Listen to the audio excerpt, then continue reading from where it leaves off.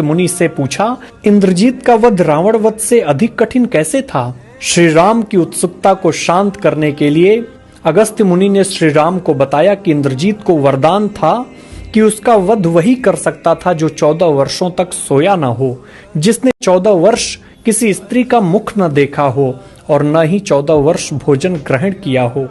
ये सुनकर श्री राम बोले, वनवास के समय मैं नियमित रूप से लक्ष्मण को उनके हिस्से के फल फूल देता रहा हूँ।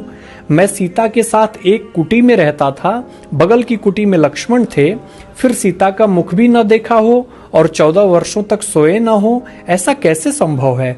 अगस्त्य मुनि श्री राम की बात सुनकर मुस्कुराए और कहा, क्यों न लक्ष्मण जी से पूछा जाए। अपने प्रश्नों के उत्तर जानने के लिए श्री राम ने लक्ष्मण जी को बुलाया और कहा कि हम तीनों 14 वर्षों तक साथ रहे, फिर तुमने सीता का मुख कैसे नहीं देखा? फल दिए गए फिर भी अनाहारी कैसे रहे और 14 वर्षों तक बिना सोए कैसे रहे?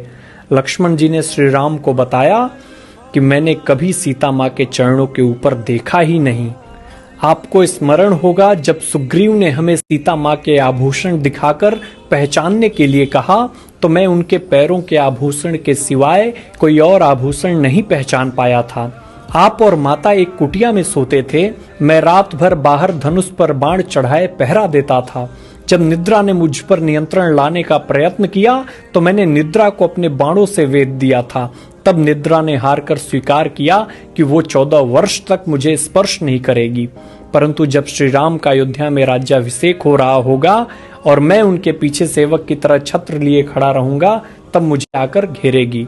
आपको याद होगा राज्याभिषेक के समय मेरे हाथ से छत्र गिर गया था। मैं जो फल फूल लाता था आप उसके 3 भाग करते थे। एक भाग देकर आप मुझसे कहते थे, लक्ष्मण फल रख लो। आपने कभी फल खाने के लिए नहीं कहा। फिर बिना आपकी आज्ञा के मैं उसे कैसे खाता? मैंने उन्हें संभाल कर रख दिया और वो अभी भी उसी कुटिया